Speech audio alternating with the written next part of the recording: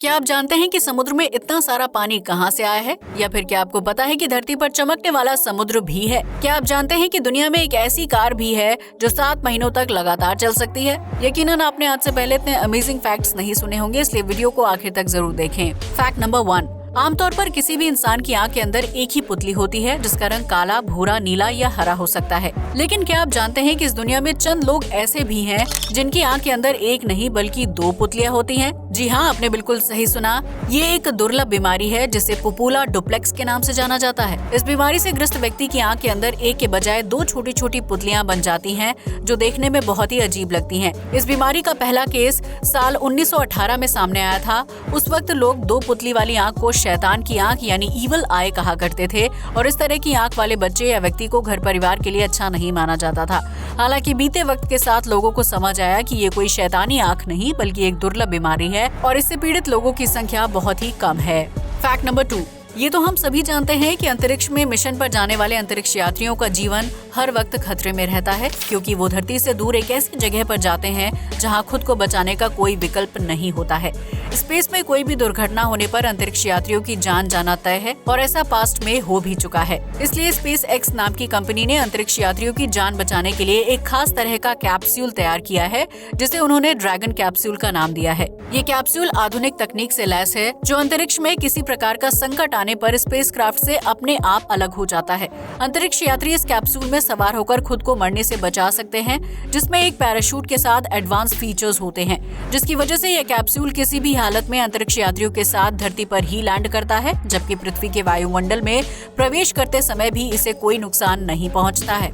Fact number 3। दुनिया में रहने वाला लगभग हर इंसान कभी न कभी झूठ जरूर बोलता है, फिर चाहे उस झूठ में उसका फायदा हो या फिर किसी और का। लेकिन क्या आप जानते हैं कि झूठ बोलते समय इंसान के दिमाग में एक खास केमिकल रिएक्शन होता है जिसकी वजह से उस इंसान की नाक गर्म हो जाती है? जी हाँ, आपने बिल्कुल सही सुना। इस प्रक्रिया को साइंटिफिक भाषा में पिनोकियो इफेक्ट के नाम से जाना जाता है, जिसकी वजह से झूठ बोलते समय इंसान की नाक का तापमान शरीर के दूसरे अंगों के मुकाबले काफी ज्यादा गर्म हो जाता है। अगर आपको किसी व्यक्ति का झूठ पकड़ना है तो उससे सवाल जवाब करते वक्त उसकी नाक को टच करना बिल्कुल ना भूलें। Fact number 4। हर देश में कैबिनेट मीटिंग रखी जाती है जिसमें मौजूदा सरकार से संबंध रखने वाले मंत्री और नेता शामिल होते हैं।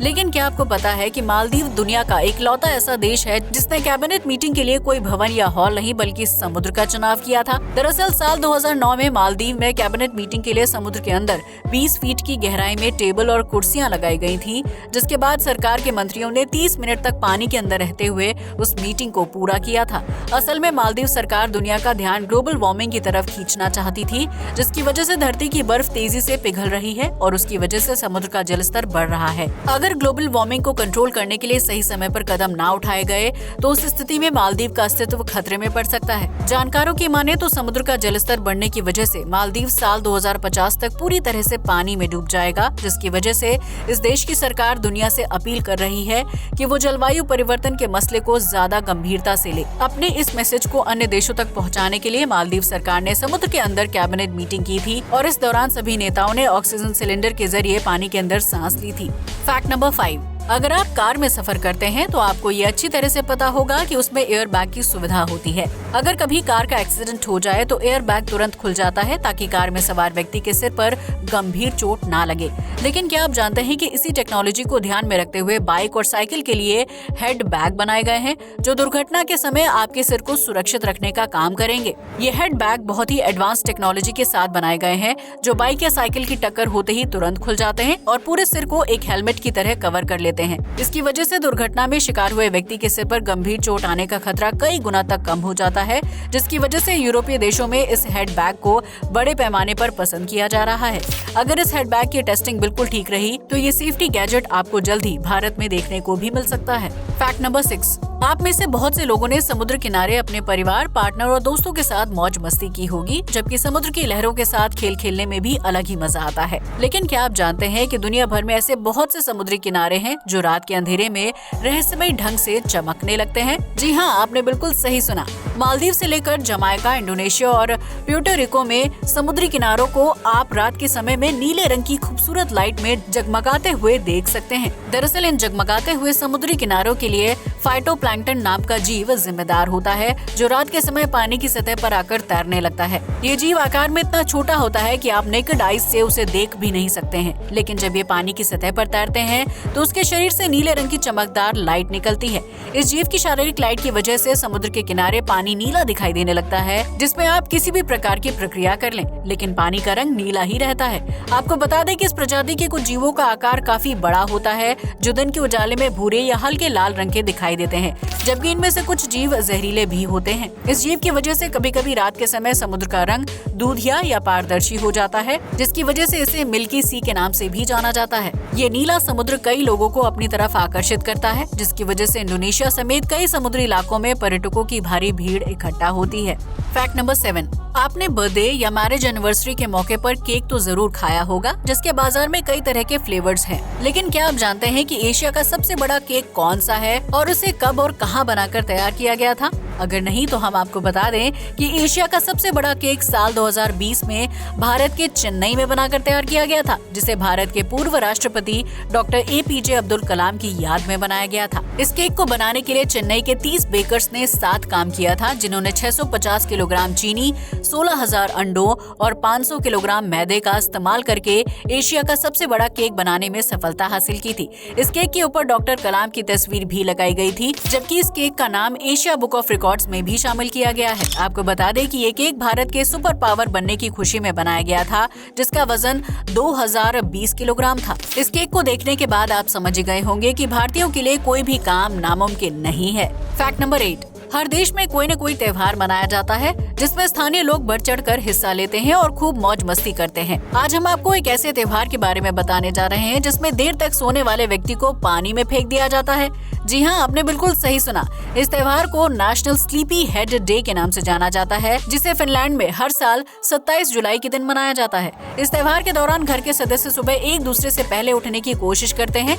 ऐसे में जो व्यक्ति सबसे लेट उठता है, उसे घर के अन्य सदस्य गोद में उठाकर पानी में फेंक देते हैं। इसके लिए वो लोग देर तक सोने वाले व्यक्ति को गोद या स्ट्रेचर में उठाकर नदी या तालाब के पास तक ले जाते हैं, जहां उस व्यक्ति को उछालकर पानी में फेंक दिया जाता है। इस त्योहार के दौरान फिनलैंड की छोटी नदियों से लेकर तालाब के आसपास की जगह को सजाया जाता है, जबकि वहां खाने पीने के स्टॉल भी लगे होते हैं। इतना ही नहीं, जब किसी व्यक्ति को पानी में फेंका जाता है तो उस दौरान दूसरे लोग तालियां बजाते हुए शोर मचाते हैं, जबकि बैंड के लोग ड्रम बजाकर अपनी खुशी जाहिर करते हैं। क्या आपने इससे पहले ऐसे अजीबोगरीब त्योहार के बारे में सुना था? अपना जवाब कमेंट सेक्शन में जरूर शेयर करें। फैक्ट नंबर 9, इन दिनों पेट्रोल और डीजल के दाम इतने ज्यादा बढ़ गए हैं कि ज्यादातर लोग इलेक्ट्रिक वाहन खरीदना चाहते हैं, जो एक बार चार्ज करने पर लंबी दूरी तय कर सकते हैं। लेकिन आज हम आपको एक ऐसी कार के बारे में बताने जा रहे हैं, जो बिजली के साथ साथ सूरज की रोशनी से भी चार्ज होती है और इसे दुनिया की पहली सोलर कार माना जा रहा है। इस कार को लाइटईयर 0 नाम दिया गया है, जिसे नीदरलैंड की स्टार्टअप कंपनी लाइटईयर ने बनाकर तैयार किया है। इस कार को एक बार फुल चार्ज करने पर लगभग 7 महीने तक रोजाना चलाया जा सकता है, जिसके लिए कार को सिर्फ धूप में पार्क करने की जरूरत पड़ती है।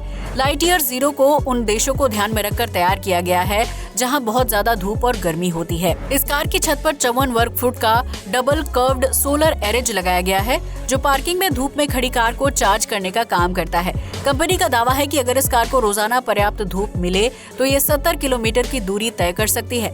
वहीं ये कार औसतन पूरे दिन में 53 किलोमीटर की दूरी का सफर तय कर सकती है, जिसे दुनिया के किसी भी देश में आसानी से चलाया जा सकता है।